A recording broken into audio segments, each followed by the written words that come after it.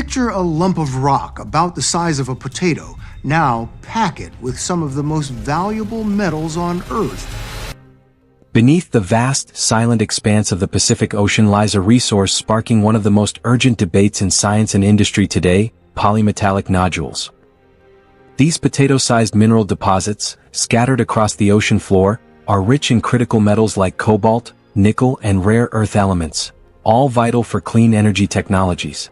But what's less known, and far more startling, is their potential role in producing oxygen. Here's the thing. This dark oxygen, instead of being produced by plants and sunlight, is being produced by strange potato-shaped metallic lumps found on the deep sea floor. It turns out that these lumps, otherwise known as polymetallic nodules, give off almost as much electricity as AA batteries. By reacting with salt water, their electrical charge produces oxygen way down there on the seabed of the deep ocean through a process known as seawater electrolysis, which splits seawater into hydrogen and oxygen. You see, these nodules, which have the potential to save our planet from global warming and climate change since they can be used to produce clean energy, also have the potential to destroy our planet.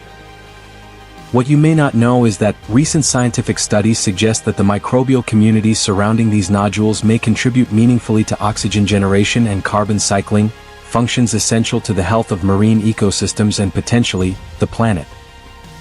What this tells us is that these potato-sized nodules might be the reason for the existence of the majority, if not all, of the marine ecosystem.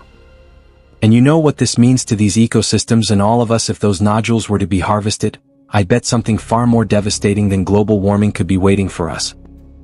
There has been a heated debate recently between science and industry on whether these nodules should be harvested. On one hand, we want to keep the marine ecosystem alive. On the other hand, we want to save our planet from global warming. For the industry, it's not just about saving our planet because the quantity of these nodules can drive technology way ahead of its time, given the fact that these metals are key drivers in modern technology. The value, a staggering $16 trillion worth of resources lying on the ocean bed, more reasons why nobody would want to give up. But despite all these, scientists warn of catastrophic, irreversible damage to ecosystems we barely understand, and they are right in some way. Remember, we know more about the surface of the Moon and Mars than our ocean floor. What if these nodules are not just responsible for the production of oxygen in the marine ecosystem, but the planet itself? What if, instead of trying to save our planet, rather, we trigger a global extinction? Today we dive into this escalating tension, a clash of discovery and demand, of environmental stewardship and industrial ambition. To ask, can we afford to harvest the seabed, if it means sacrificing the lungs of the ocean? The discovery. At a depth of 4,000 meters or 2.5 miles, pressure could instantly crush a submarine. This zone, called the Clarion-Clipperton Zone or CCZ, looks like an underwater desert. It stretches across 1.7 million square miles of the Pacific, a huge flat area of the seafloor that stretches between Hawaii and Mexico.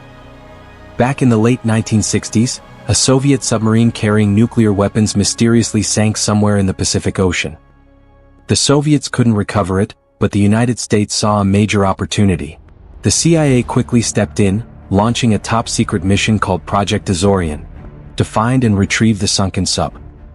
To keep the real mission hidden, the CIA needed a convincing cover story. They claimed they were starting a deep-sea mining operation. To support this lie, billionaire Howard Hughes helped design and build a massive ship named the Glamour Explorer. On the surface, it looked like a state-of-the-art mining vessel. In reality, its only job was to search the deep ocean for the missing submarine. After months of searching, the crew finally located the wreckage in March 1974. But during the operation, they stumbled upon something completely unexpected. The ocean floor was littered with strange, metallic stones. These were polymetallic nodules, small rock-like formations rich in valuable metals like cobalt, nickel, and manganese. To keep up appearances, the team began studying the nodules. What they discovered shocked them. These weren't ordinary rocks. Each one had taken hundreds of millions of years to grow, slowly forming over time. They spread across the seabed in vast fields, billions of them connected through the salty ocean water. They worked like a massive underwater battery. What was even more surprising was their energy potential. Each nodule produced a small amount of electricity, about a volt. Alone, that's not much.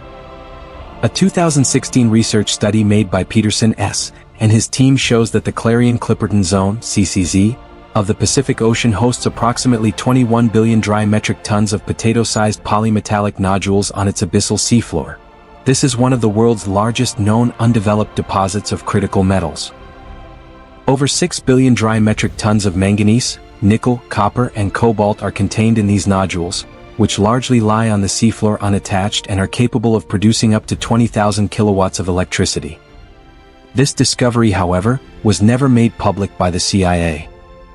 While the world believed it was just a mining project, the reality was far stranger and potentially far more important, and they had their reasons for keeping it classified. It's very clear these metal-rich rocks aren't just valuable for their minerals, they also carry unusual electromagnetic properties. Scientists believe they could be used in advanced power systems, military technologies, and perhaps even in ways we don't yet fully understand, like manipulating gravity itself. Well, that's their story. Fast forward to today. All of us know that plants use sunlight to make oxygen through a process called photosynthesis. But did you know that oxygen can also be made in total darkness? This surprising process is called dark oxygen. It happens deep in the ocean, far below where sunlight can reach. In 2013, Andrew Sweetman, a scientist from the Scottish Association for Marine Science, noticed something unusual. Oxygen was being created at the bottom of the Pacific Ocean, even though no light was present. This discovery led to further research, and in a recent Nature Geoscience study, scientists revealed that metal-rich nodules found on the seafloor are responsible. These nodules slowly form over millions of years from minerals in seawater sticking to things like shell fragments. What's amazing is that each nodule carries a tiny electric charge strong enough to split seawater into hydrogen and oxygen, a process known as seawater electrolysis. This is how dark oxygen is made, without any help from sunlight or photosynthesis. This was a huge surprise to the scientific community, which long held the belief that oxygen can only be produced by sunlight. But now, this discovery was not made on land, it was made at the bottom of the ocean we know little about. For scientists to know fully about these mechanisms and the implications of such activity, they need to study these nodules in different ways.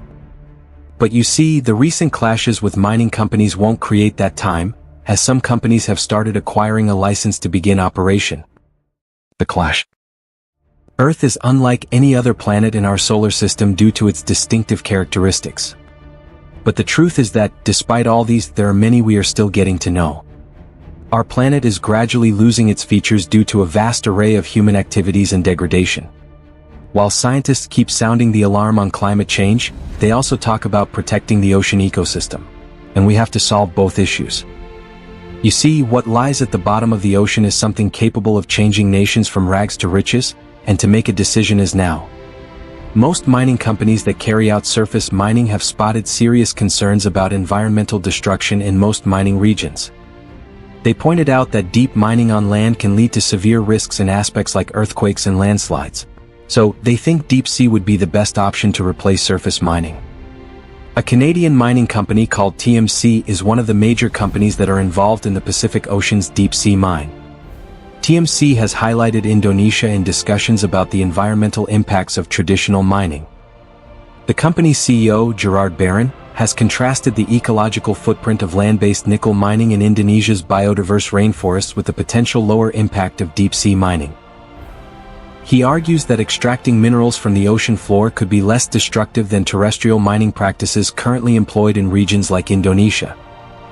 The truth is, while TMC emphasizes the potential environmental benefits of deep-sea mining, the practice remains controversial.